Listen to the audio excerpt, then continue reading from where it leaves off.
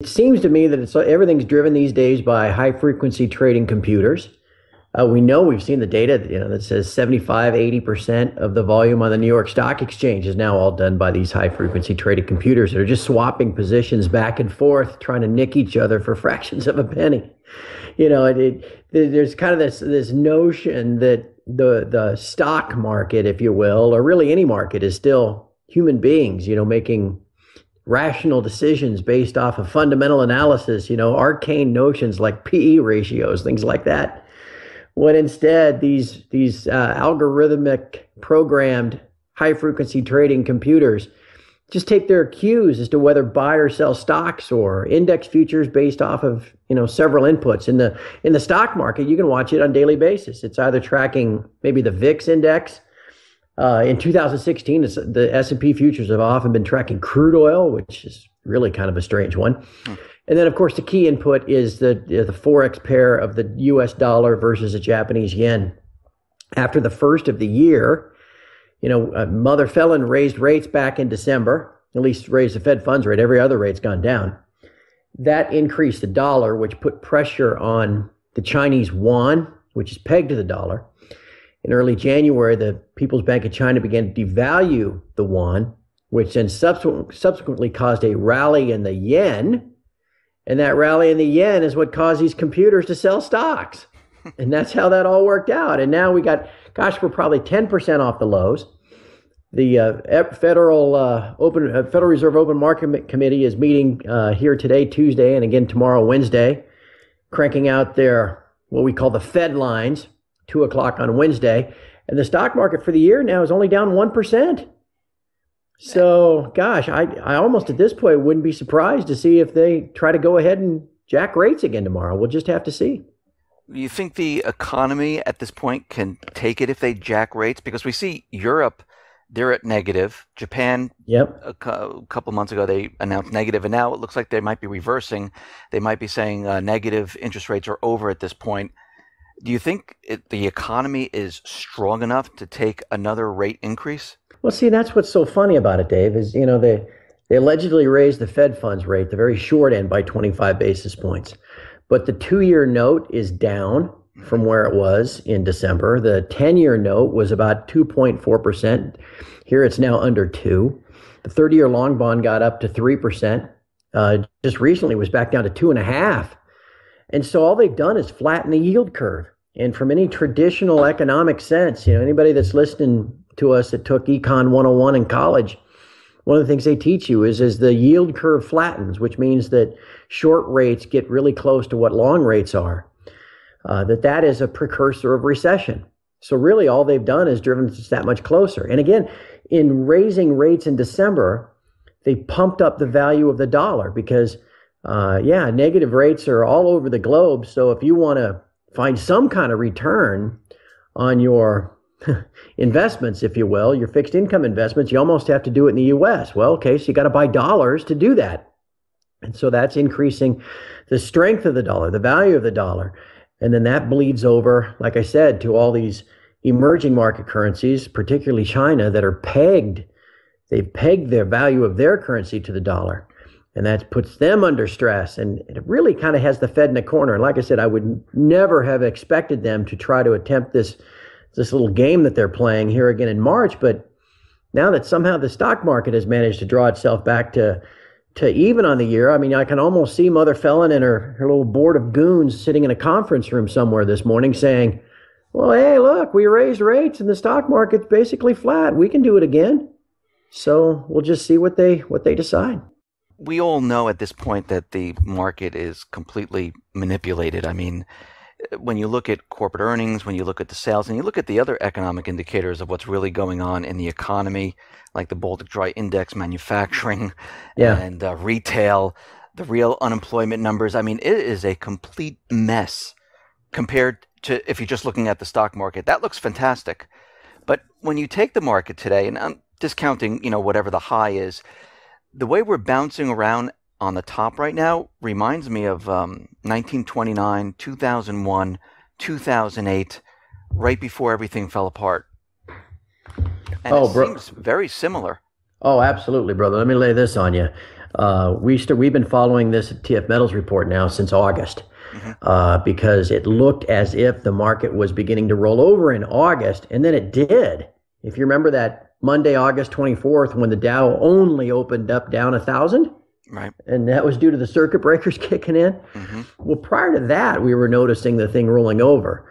And I've written a series of reports since then. In August, we talked about it. We called it a death candle on the monthly chart, a candle being a candlestick chart, and how what you mentioned, stock market rolling over, completing what had been a bull run in 2001 and again in 2008. And the rollover began with one of these big down months. August of 2015 was almost identical in total range and then total change to December of 2000 and in January of 2008. We said, okay, well, if this is going to start playing out as it has before, then what should happen next? Well, in January of 2001 and in the spring of 2008, we had a rally where it was kind of like a relief where like people were like, oh, see, don't worry about it. Everything's fine. That was just an anomaly, just a little small correction. And that's exactly what we had, if you remember, last fall. And again, the bounce back in the S&P last fall was similar in range and in overall positive change to what we saw in January 2001 and May 2008. And we went, boy, that's when we went, oh boy, this is really starting to look the same. Well, now we should probably roll over. And that's exactly then what happened in the spring of 2001. And again, in the summer of 2008, we started to do that in January. What we recognized as being like the final, maybe nail in the coffin, was a bearish crossing of some of the really long-term moving averages on the S&P. They bearishly crossed like I said, in the spring of 2001. They bearishly crossed in the summer of 2008. And man, that's when the bottom dropped out, and we ended up with almost a 50% correction. Well, they bearishly crossed at the end of last month as well. So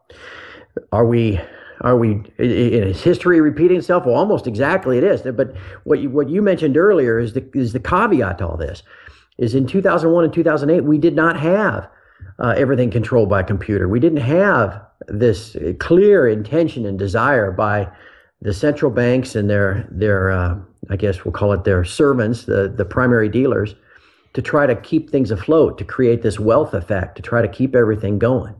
So maybe they can hold it off and history won't repeat itself. But man, I tell you, the resemblance to the prior two market peaks is astonishing. Yeah, it really is.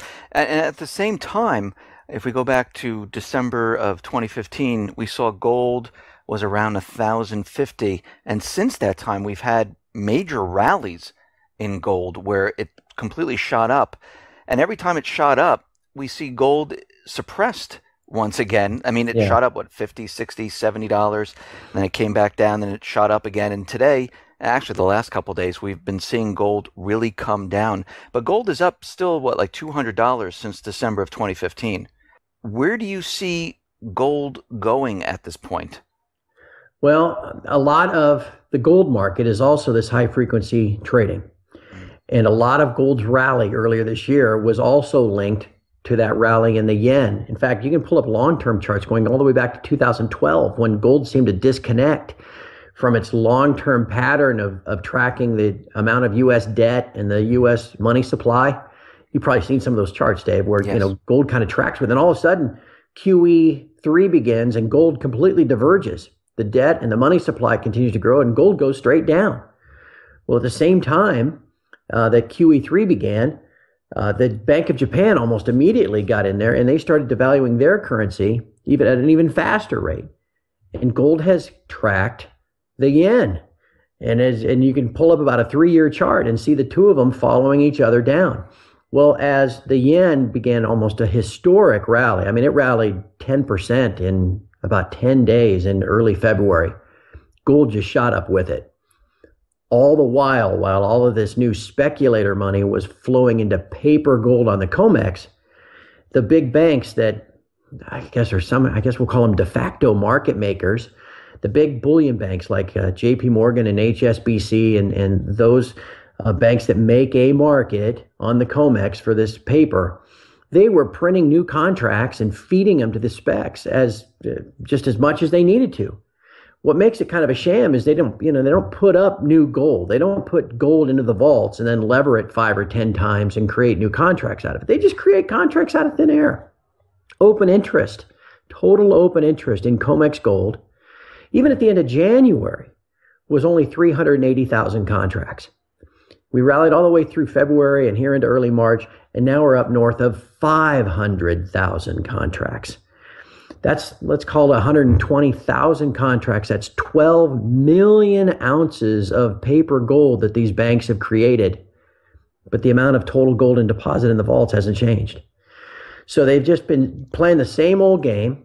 They feed the speculative paper or the paper to the speculative buyers.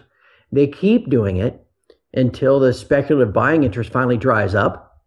They wait for price to tip over, or they force it to tip over, which is what they've done these last 48 hours. And then they get maybe some news like tomorrow that'll force all of these specs to go rushing to the exits. The specs begin to sell, maybe all at once.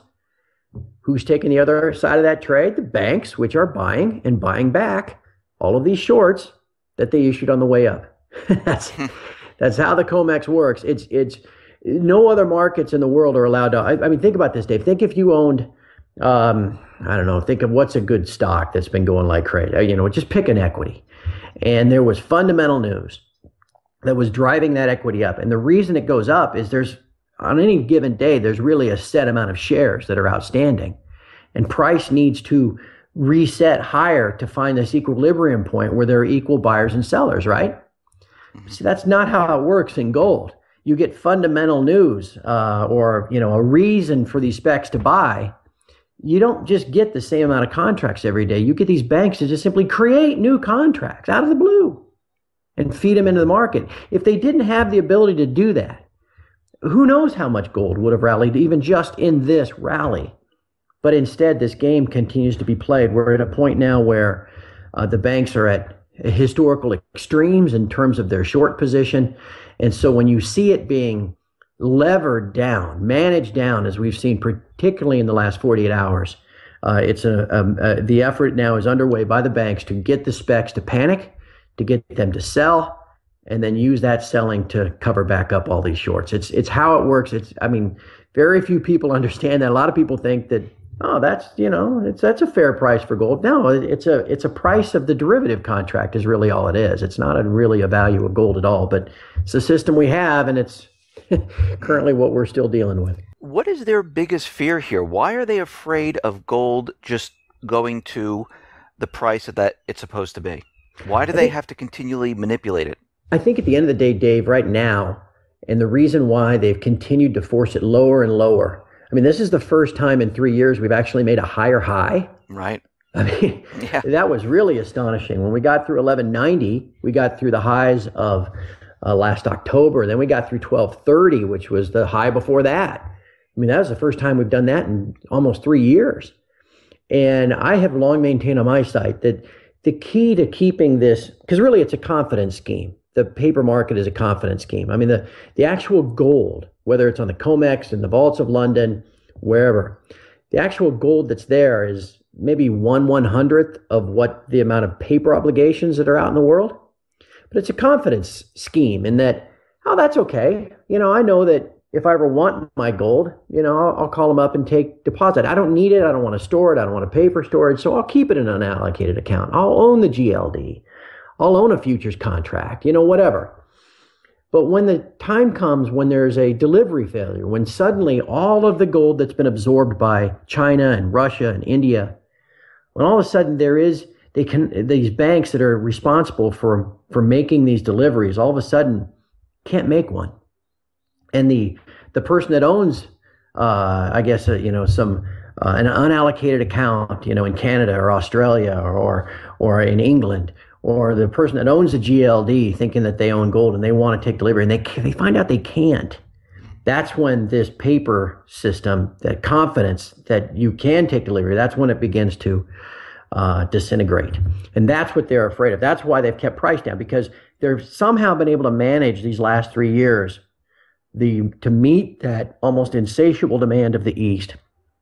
But if Western investment demand returns, that's when they really get into trouble. And that's what they've been, because again, the key in the West, most U.S. investors, even in Europe, they only want to buy stuff that's going up, right? Right. No one wants to buy stuff on sale. They want to wait until it's already gone up 20%, 30% to buy. And so if you can keep the price trend going down, then you can keep sentiment down. If you can keep sentiment down, then you can keep physical demand down. And that's what they've been able to accomplish for the last 3 years. But in this move up, you've seen these now huge amounts of allegedly gold moving into like the GLD and all the other ETFs. You've got all these other stories about sales at the U.S. Mint, and lines around the block in London and all that kind of stuff. That's what they're afraid of. That's why they continue to short into it. One other thing, Dave, they've got to protect their proprietary position. Look at it this way. Remember the London whale? Yes. Okay, and he got buried under, $5 billion, $10 billion in losses, whatever it ended up being. It's not as if, if you think of JP Morgan, as this evil, nefarious organization, but they got all these different units and all these little trading desks and all these little whales, managing their own little fiefdom underneath the big umbrella. The London whale is the, most egregious example of that. Well, think of a person or a group of people managing the JP Morgan silver short position. They make good money doing it, man, no doubt about it. But here you get down to $15 and whatever. And Ted Butler, who's been watching this stuff for decades, he currently estimates the JP Morgan net COMEX short position to be about 20,000 contracts. Okay? That's 100 million ounces of paper silver. So for every dollar that silver goes up, that's $100 million paper loss.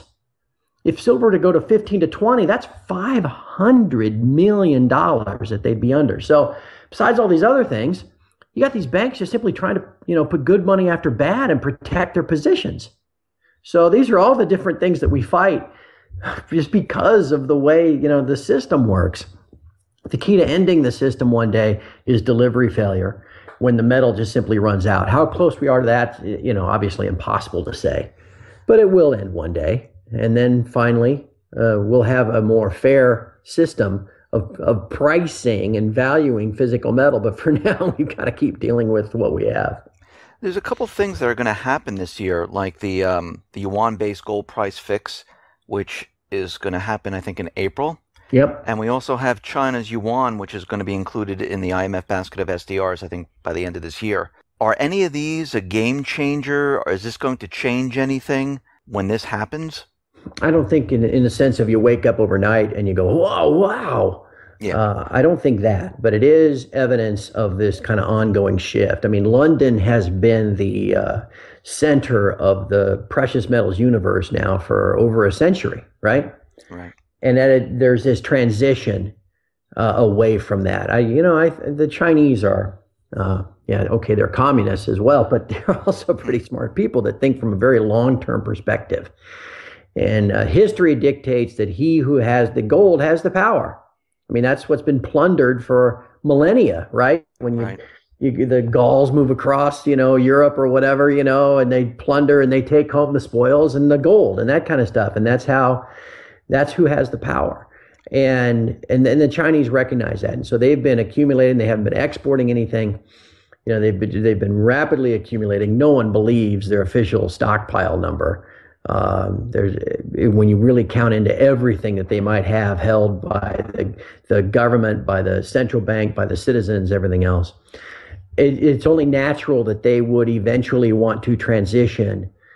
I don't want to say control of price, but make Shanghai or wherever the new center of the precious metals universe. Now, what they'll do with that, whether they'll eventually back the yuan with gold and create an alternative for the world outside of the dollar, that's a fun thing to talk about over cocktails and speculate. And we've been doing that for years.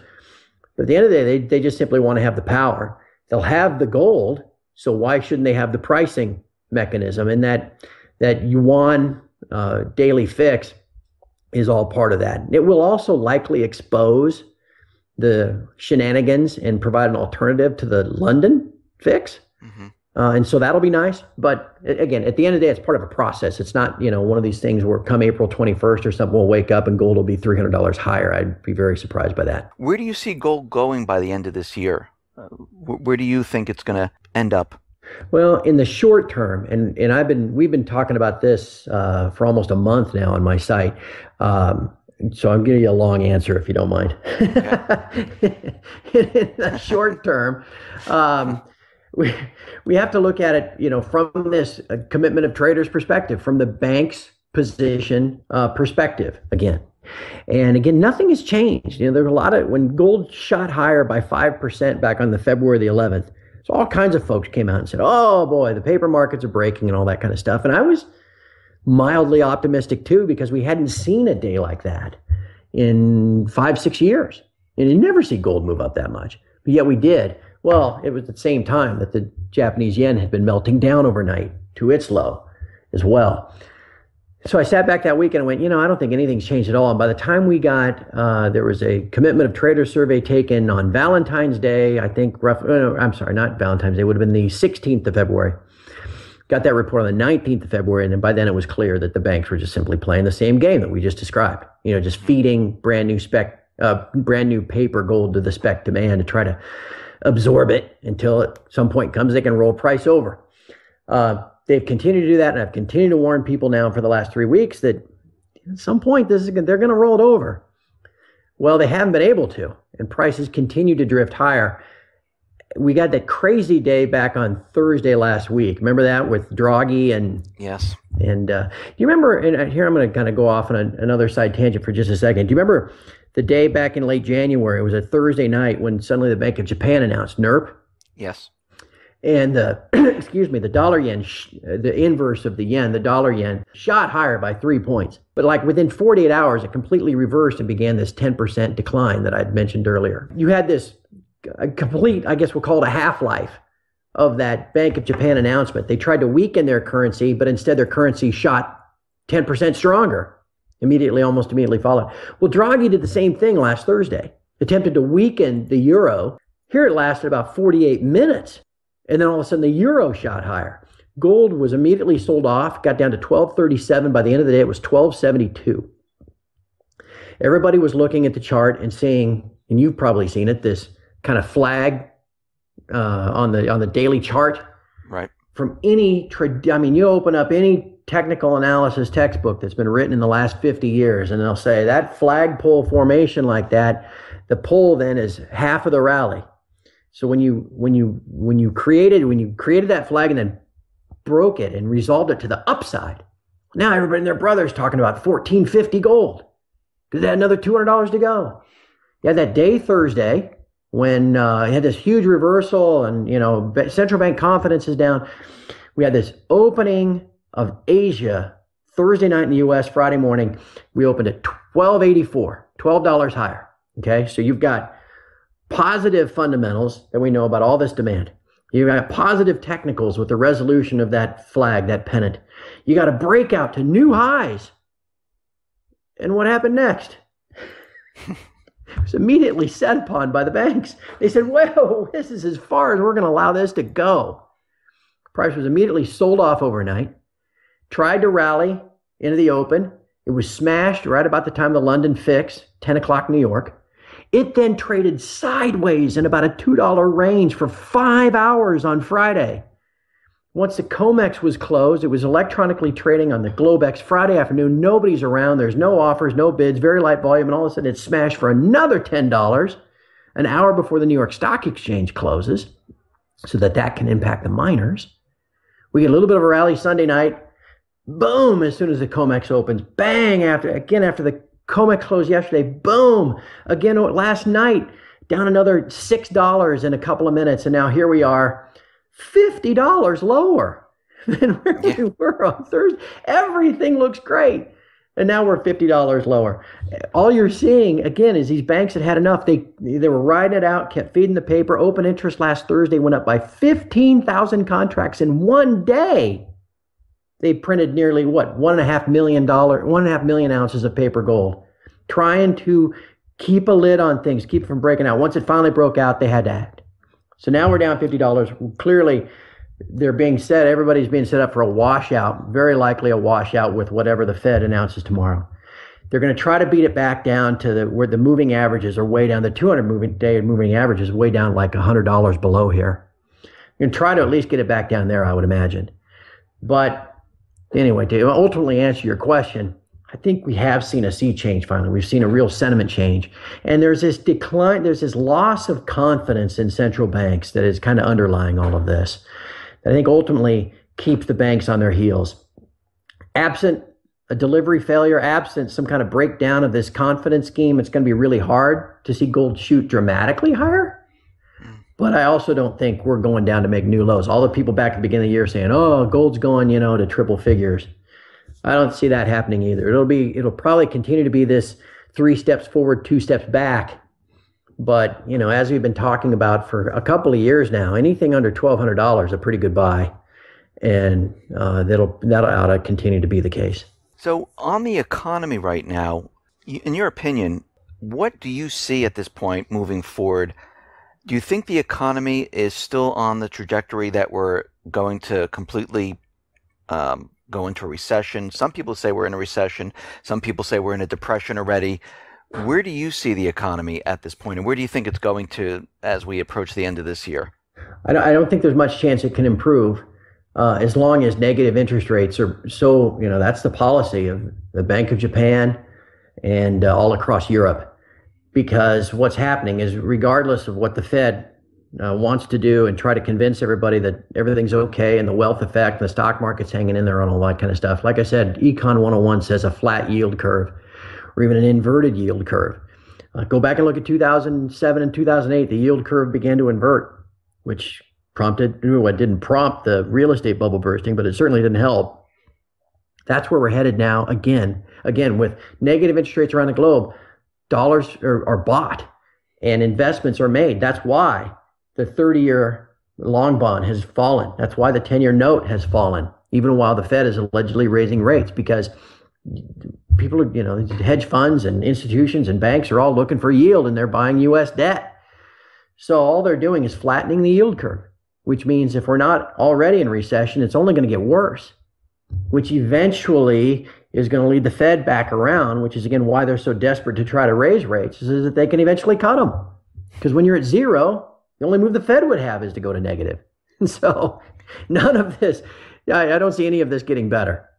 And all it does is it continues to bolster the fundamental case for at least owning some physical gold and silver. For my last question, do you think the economy's set up to fail the way 2008 failed, or do you think it's going to be much worse than 2008? Because what I see is bubbles in the auto loan industry, bubble in the student loan, bubble in real estate, bubble in the stock market, bubble in the bond, in derivatives. We really didn't have this type of bubble type of world back prior to 2008. People, own their homes. They had equity in their homes. And today, back then they had jobs.